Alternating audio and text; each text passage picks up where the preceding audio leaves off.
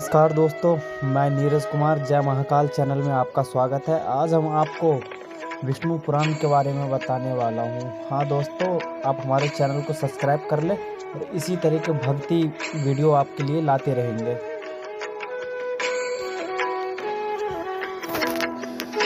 तो विष्णु पुराण का भाग 1 यानी पहला चैप्टर आपको बताने वाला हूँ।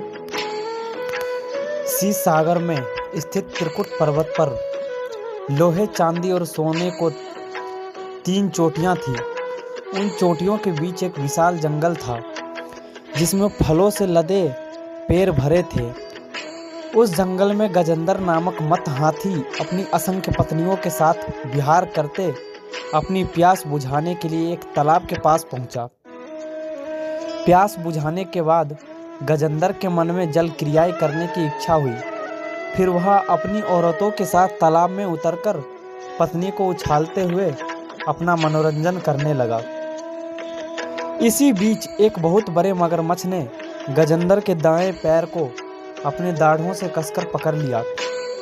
इस पर पीड़ा के मारे गजेंद्र धिक्कार करने लगा। उसकी पत्नियां घबराकर तालाब के किनारे पहुंची और अपनी पत्नी के दुख को देख आंसू बहाने लगी। उनकी समझ में न आया कि गजेंद्र को मगरमच्छ की पकड़ से कैसे छुड़ाए। गजेंद्र भी मगरमच्छ की पकड़ से अपने को बचाने के सारे प्रयत्न करते हुए छटपटाने लगा। गजेंद्र अपने पत्नी दांतों से मगरमच्छ पर वार कर देता और मगरमच्छ उछलकर हाथी के शरीर को अपने तेज नाखूनों से खरोंच लेता। इससे खून की धाराएं निकल आती। हाथी मगरमच्छ की पीठ पर अपनी सूंड चलाता। मगरमच्छ अपनी खुरदरी पूंछ से हाथी पर वार कर देता। अगर हाथी अपने चारों पैरों से मगरमच्छ को कुचलने की कोशिश करता तो वह पानी के तल में जरूर जाकर छुप जाता। इस पर हाथी किनारे पर पहुंचने के लिए आगे बढ़ता, तब झट से मगरमच्छ हाथी को पकड़कर खींच ले जाता और उसे पानी में डुबो देता। इस तरह मगरमच्छ और हाथी के बीच 1000 साल तक लगातार लड़ाई चलती रही। गजेंद्र अपनी ताकत पर विश्वास करके हिम्मत के साथ लड़ता रहा। फिर भी धीरे धीरे उसकी ताकत घटती गई। मगरमच्छ तो पानी में जीने वाला प्राणी है। पानी के अंदर उसकी ताकत ज़्यादा होती है।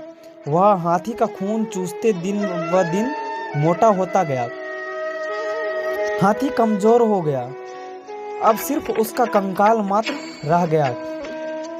मगरमच्छ की पकड़ से अपने को बचा लेना हाथी के लिए मुमकिन ना था। आखिर गजेंद्र दुखी हो सोचने लगा, मैं अपने प्यास बुझाने के लिए यहाँ पर आया। प्यास बुझाने के बाद मुझे यहाँ से चला जाना चाहिए था। मैं नाहक क्यों इस तालाब में उतर पड़ा? मुझे कौन बचाएगा? फिर भी मेरे मन के किसी कोने में यह यकीन जमता जा रहा है कि मैं किसी तरह बच जाऊंगा। उसका मतलब है कि मेरी आशा का कोई आधार जरूर होगा। उसी को मैं ईश्वर कहकर पुकारता हूँ। देवता, भगवान, ईश्वर नामक भावना का मूल बने हैं। प्रभु, तुम ही सभी कार्यकलापों के कारणभूत हो। मुझ जैसे घमंडी प्राणी जब तक खतरों में नहीं फंसते तब तक तुम्हारी याद नहीं करते। दुख न भोगने पर तुम्हारी जरूरत का बोध नहीं होता। तुम तब तक उसे दिखाई नहीं देते जब तक वह यह नहीं मानता कि तुम हो, और उसके मन में यह खलबली नहीं मचती कि तुम हो या नहीं। इस तरह बराबर सोचने वाले गजेंद्र को लगा कि मगरमच्छ के द्वारा सताने वाली पीड़ा कुछ कम होती जा रही है। गजेंद्र ने जब ध्यान करना शुरू किया तभी मगरमच्छ के दाढ़ों के मसूरों में पीड़ा शुरू हुई और उसका कलेजा कांपने लगा। फिर भी वह रोष में आकर गजेंद्र के पैर को चबाने लगा। प्राणियों की बुराई और पीड़ा को तुम हरने वाले हो। तुम सब जगह फैले हुए हो। देवताओं के मूल रूप है। भगवान, इस दुनिया की सृष्टि के मूलभूत कारण तुम हो। मैं यह विश्वास करता हूँ कि अपनी रक्षा करने के लिए जितनी तीव्रता के साथ प्रार्थना करता हूँ, तुम उतनी जल्दी मेरी रक्षा कर सकते हो। सब प्रकार के रूप धरने वाले, वाणी और मन से परे रहने वाले ईश्वर, ऐसे अनाथों की रक्षा करने वाले, जिम्मेदारी तुम्हारी ही है। 9 प्राण शक्तियों मेरे भीतर से जवाब दे चुकी है। मेरे आंसू सूख गए हैं। मैं ऊंची आवाज में तुम्हें पुकार भी नहीं सकता हूँ। मैं अपना होश आवास भी खोता जा रहा हूँ। चाहे तुम मेरी रक्षा करो या छोड़ दो, यह सब तुम्हारी इच्छा पर निर्भर है। मेरे अंदर सिर्फ तुम्हारे ध्यान को छोड़ कोई भावना नहीं है। मुझे बचाने वाला भी तुम्हारे सिवाय कोई नहीं है। यो गजेंद्र सूंड उठाए आसमान की ओर देखने लगा। मगरमच्छ को लगा कि उसकी ताकत जवाब देती जा रही है। उसका मुंह खुलता जा रहा है, उसका कंठ बंद होता जा रहा है। उधर हाथी की आंखें इस तरह बंद होने लगी कि उसे अपने अस्तित्व का ही बोध न था। वह एकदम अचल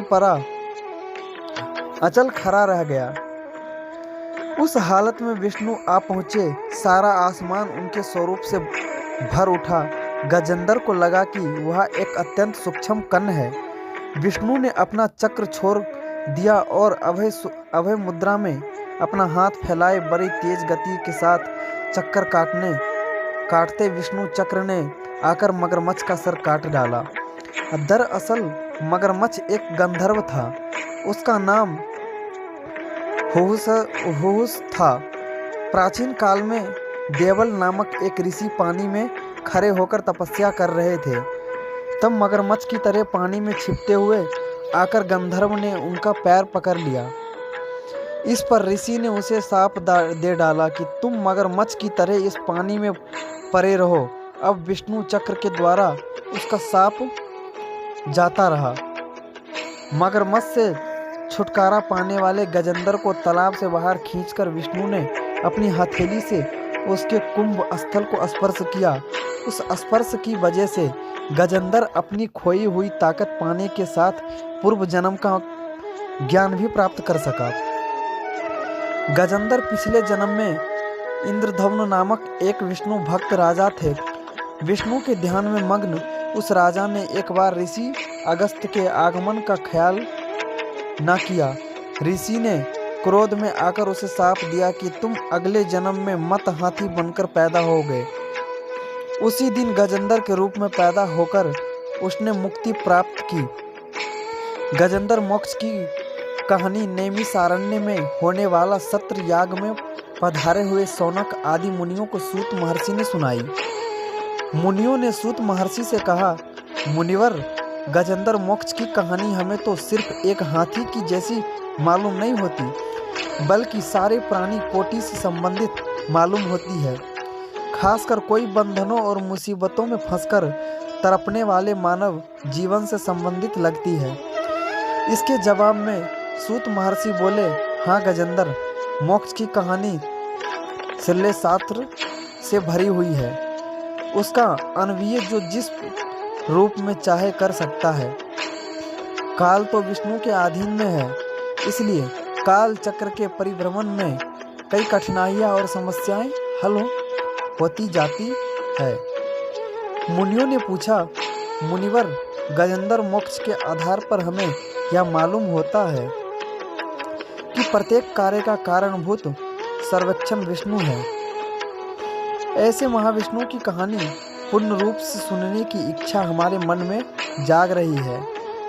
हम आपके सामने बच्चों के समान हैं, इसलिए हम आपसे प्रार्थना करते हैं कि आप हमारी समझ में आने लायक सरल शैली में विष्णु कथा की सारी बातें समझा दें। आपने महर्षि व्यास के द्वारा समस्त पुराण, इतिहास और उनके मर्म को भी जान लिया है, इसलिए आप ही है वो कहानियाँ सुनाकर हमको कृतार्थ कर सकते हैं। मुनियों की बातें सुनकर सूत मुनि खुश हुए और बोले, हाँ जरूर सुनाऊंगा। महर्षि व्यास ने विष्णु से संबंधित अनेक लीला अवतारों की विशेषताओं को महाभागवत के रूप में रचा और अपने पुत्र सूक को सुनाया। विष्णु पुराण सुनकर भव्य सागर से तरने की इच्छा रखने वाला महाराजा परीक्षित को सूक महर्षि ने सुनाया। गजेंद्र की रक्षा करने के लिए प्रकट हुए विष्णु का अवतार आदि मूला अवतार माना गया। भगवान विष्णु ने कई अवतार लिए, उनमें विकास की दशाओं के अनुसार दशा अवतार नाम से प्रसिद्ध दशा अवतार ज़्यादा मुख्य है। नार का अर्थ नीर है। विष्णु जल के मूल है, इसलिए वे नारायण कहलाए। नारायण से ही नीर या जल का नाम हुआ। जल से प्राणी पैदा हुए। विष्णु मछली के रूप में अवतरित हुए। दशा अवतारों में वही पहला मत्स्य अवतार है। विष्णु जल से भरे नील के मेघ के रंग के होते हैं। मेघ के अंदर जैसे बिजली छिपी हुई है, उसी प्रकार विष्णु स्वयं तेजोमय है। उनके भीतर से उत्पन्न जल भी तेज से भरे रहकर गोरे रंग का प्रकाश बिखेरता रहता है। वही जल कारणोदायक क्षीर सागर है। क्षीर सागर में अनंत रूपी काल समय शेषनाग के रूप में कुंडली मारे लेटा रहता है। शेषनाग के 1000 फन है। अनंत शेषनाग पर शेष सैया के रूप में विष्णु लेटे रहते हैं। उनकी नाभि में से एक लंबे नाल के साथ एक पद ऊपर उठा और उसी पद से ब्रह्मा का उदय हुआ। ब्रह्मा ने सभी प्राणियों की सृष्टि की। अनंत काल युगों के रूप में चलता रहता है। कृत्य, त्रेता, द्वापर और कलयुग, इन चारों को मिलाकर एक महायुग होता है। 1000 महायुग मिलकर एक कल्प होता है। एक कल्प ब्रह्मा का एक दिन होता है। रात का वक्त इसमें शामिल नहीं है। दिन के समाप्त होते ही उन्हें नींद आ जाती है, वही कालपांत है। उस वक्त चारों ओर गहरा अंधेरा छा जाता है। विष्णु से निकली संकर्षण की अग्नि सबको जला देती है। झंझावात चलने लगते हैं। तब भयंकर काले बादल हाथी की सूंडों जैसी जलधाराएं लगातार गिराने लगती है। महासमुद्र में आसमान को छूने वाला उफान आता है। भूकर और स्वर्ग लोक डूब जाते हैं। चारों तरफ जल को छोड़ कुछ दिखाई नहीं देता। यही ब्रह्मा के सोने की रात प्रलय काल है। यही कल्पांत का समय है। सत्यव्रत नामक राजश्री नदी में नहाकर नारायण का ध्यान करके जब वे अर्घ्य देने हुए तब उनकी अंजलि में सोने के रंग की एक छोटी मछली आ गई। सत्यव्रत उस मछली को नदी में छोड़ने जा रहे थे। तब वह मछली बोल उठी, हे राजन, हमारी मछली की जाति अच्छी नहीं होती। छोटी मछलियाँ की बड़ी मछलियाँ खा जाती है। अगर उनसे बच भी जाए तो मछुआरों जाल फंसकर फेंक कर पकड़ लेते हैं। इसलिए मैं आपकी शरण मांगने अंजलि में आ गई हूँ। कृपया से मुझे छोड़ न दीजिए। सत्यव्रत मछली को अपने कमंडल में रखकर अपने नगर में ले गए। वे महाराज के रूप में राज्य करते हुए बड़ी तपस्या करने वाले एक राजश्री थे। विष्णु के परम भक्त और बड़े ज्ञानी थे। कमंडलों के भीतर वाली छोटी मछली दूसरे दिन एक बड़ी हो गई और छटपटाते आर्तनाद करने लगी, महाराज, महाराज, मुझको कमंडलों से निकालकर बड़ी जगह पहुंचा दीजिए। इस पर मछली को बड़े नाद में छोड़ दिया गया। वह थोड़ी ही देर में बहुत बड़ी हो गई। तब सत्यव्रत ने उसे एक तालाब में डाल दिया। मछली बराबर बढ़ती गई। तब उसे तालाब से बड़ी नदी से समुद्र में पहुंचाया गया।